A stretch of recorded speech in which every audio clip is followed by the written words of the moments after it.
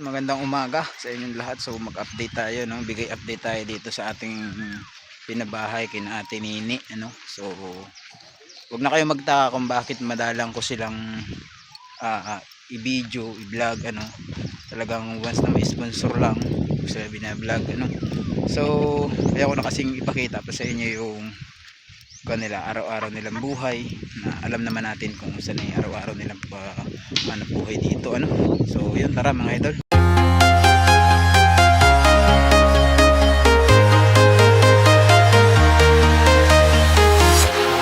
Walking alone, the streets are empty. The only thing I can see is my own silhouette. I'm getting stronger, step by step. The clock is ticking, but there's no time for regrets. I've been flying from town to town, from London to Taiwan. I've been all around the globe, trying to protect your soul. Kay na Ate Nini, no? So hindi naman namin sila dito pinababayaan din, no?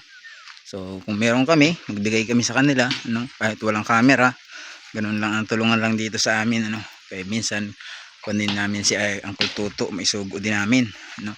So ngayon meron naman akong dalang bigas, no? Galing pa rin to kay Ma'am Nida Iniro. So maraming salamat, ma'am. So si Ate Nini po, isa sa binigyan ko ng bigas na galing sa inyo, no? So pinalikan natin sila para makita niya ulit yung kanilang bahay after nung bumaha. Yun yata yung last na video ko dito. So ngayon lang ulit ako video ulit sa kanila. So ayan. Ayaw! Ayan si Ate Nini, nagabugha ng kahoy. Ayan. Oras sa mga pagbugha mo itag ulan natin. Kung kailang maulan. So ayan, oh. Dito ulit tayo sa kanilang bahay, mga idol. Ayan. Makita natin tsura ng bahay ni Ate Nini. Surprise vlog, no? So ito yung binili nating lamisa para sa kanila galing sa ating secret sponsor, no? Maraming salamat kay ma'am, secret sponsor. So yun ay isang seat na lamisa. So yun yung mga bata lang kasama ni Ate Nini dito. So may dala akong bigas. May bigas ka pa dyan, Ate Nini? Wala na. Ito na bigas tayong dala galing kay Ma'am Nida Niro. So ito yung kanilang bahay, mga idol. So hindi na natin ito napinturahan, ano? Kasi nung bumaha dito, yung tubig dito hanggang dito sa level ng simento ang tubig.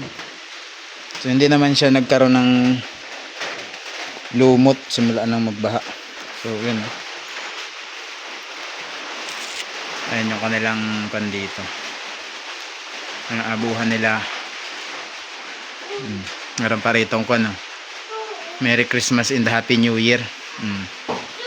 So yun yung kanilang bahay dito, mga idol. Binalikan ko ulit, no, para makita nyo ulit yung kanilang loob ng bahay. So itong bahay na to po ay ilang sponsor din yung nagtulong-tulong dito para mabuo. So maraming salamat doon sa mga sponsor nila, no, na nabuo natin yung bahay ng Ate Nini sa pamamagitan ng tulungan ng mga sponsor. So ito yung kwarto na pinagawa natin para sa kanila. Yan, may division yun. Kwarto ng mga anak ni Ate Nini na 2 dalaga. Tapos ito yung kanilang kwarto. Salud nga sa kwarto mo, Ate Nini. Ayan. Oh. So kung wala pa tayong budget, marami nagsuggest dito na gawan sila ng katre, no? So budget lang hinihintay natin, ano, kasi wala tayong pambili ng mga materialis gaya ng kahoy, pako, at saka kawayan naman ipapalagay natin. So hindi na tayo gagasto sa sahig, no? Kay studio type yung kanilang kwarto dito. Kaya nung bumaha ay halos abot yung isang box ng Durabox na yun, no? Yung isang box sa kailaliman, abot po ng tubig yan. So sabi dito ng mga tao, hindi naman lagi, minsan lang yung tubig. So minsan lang magsiswimming sila. Siguro mga 2 beses sa taon swimming sila dito. Hindi na nakakalang pumunta sa dagat. Yung nakalisin dati Nini ng time na bumaha dito, ayun, tulog nandito sa ibabaw, kaya hindi nakaramdam. Saka si Uncle Tuto nasa duyan, tulog din. Pagising nila, ang tubig pumasok na rito sa loob ng bahay. Baha na. So lahat ng gamit nilang nasa lapag basa. Oh. Kaya yun. Ano? Nag-swimming si Dodong sa baha. Langoy-langoy, Oh. dagat. Nagmistulan dagat itong palibot ito mga idol dahil mababa din itong lugar at saka meron pala ritong tawag dito, tinatawag na bito o yung tubig na naka-stable lang tapos kapag lumakas ang ulan tumataas. Andiyan yun sa likod. Siguro mga ilang metro lang ang alayo dito, siguro mga 200 meters. Mga 200 meters siguro ang layo dito ng bito, nandiyan sa likod nitong kahuyan na to.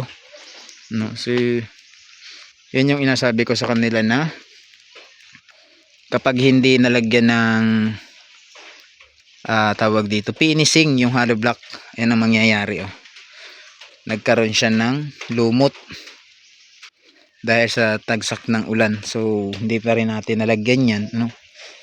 So maraming salamat po doon sa mga nag-sponsor dito. Ito nabuo itong bahay na to dahil sa mga nag-sponsor, nagtulong-tulong, secret sponsor, anonymous sponsor, ano. So hindi man kasi nagpakilala yung iba, no?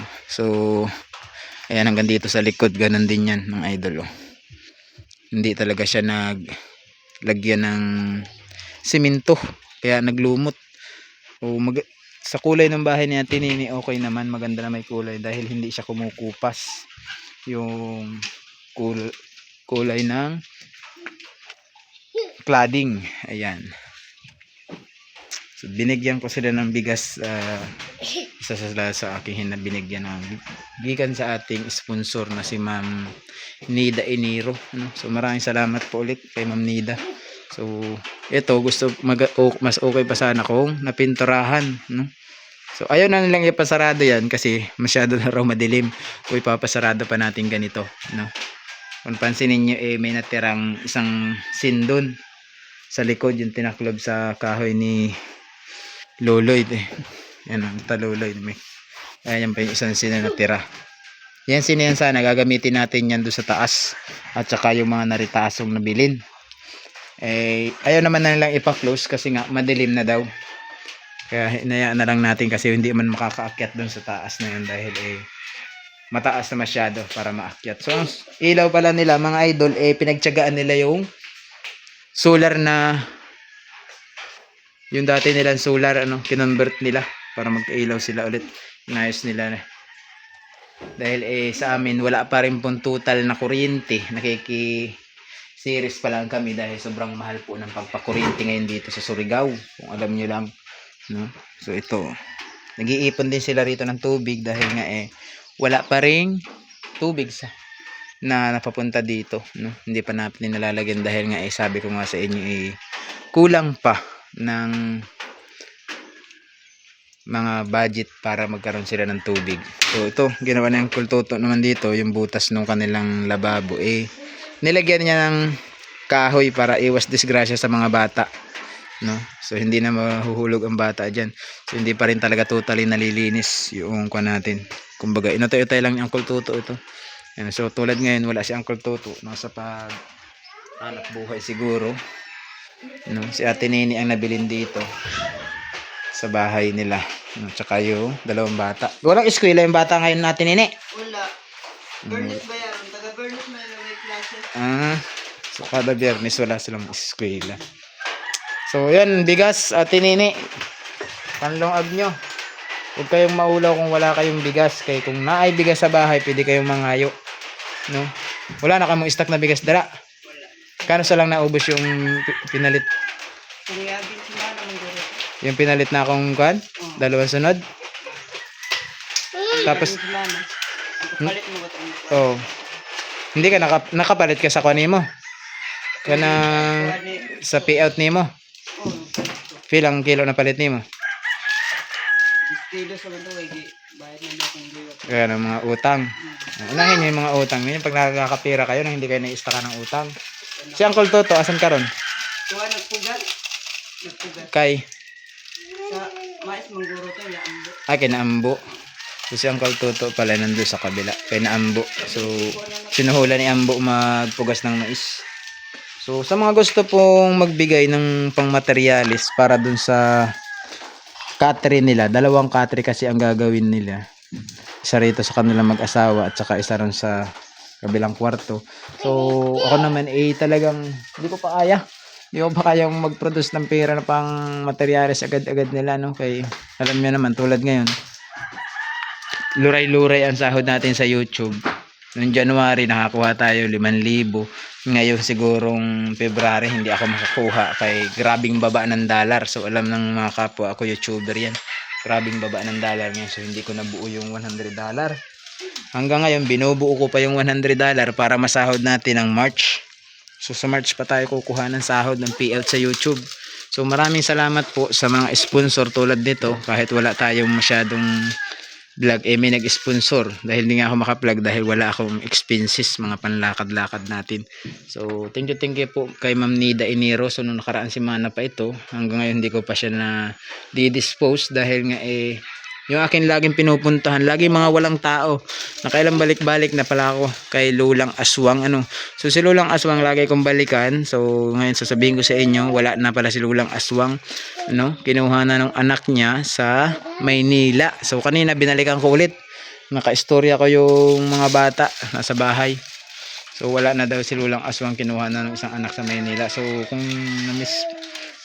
na-miss nyo si Lulang Aswang, hindi nyo na natin makikita muli si Lulang Aswang. Sakali bumalik siya, doon pa lang ulit natin sila makita.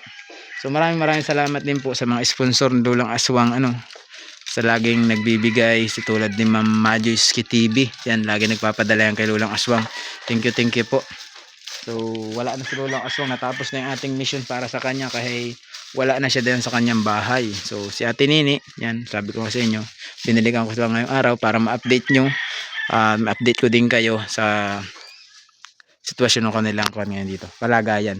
So kung marami nagtataka siguro na open yan, sinabi ko na kanina, hindi na nila pinasara dahil masyado na lang madilim. Dahil tulad nito, sinarahan natin itong grills ng kalang malaking bintana. So pag nagsarado talaga sila, talagang dilim na talaga dyan, so ito lang yung sinarado natin. Doon naman hindi naman po maakyat yan, papakita ko rin sa inyo dahil nga mataas, ayan, sobrang taas niyan, kaya hindi yan maaakyat.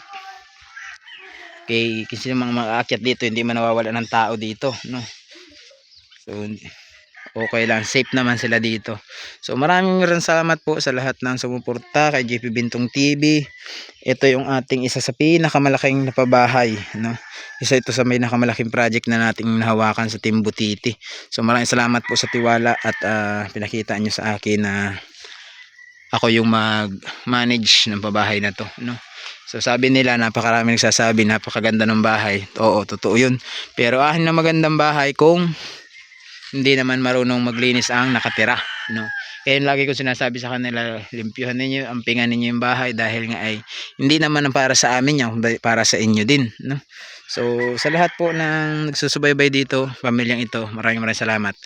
At yun mga idol, hanggang dito lang muna yung ating vlog sa kanila, God bless all and thank you for all sponsor ng Team Butiti, So bye bye mga idol. Shall we have breakfast together?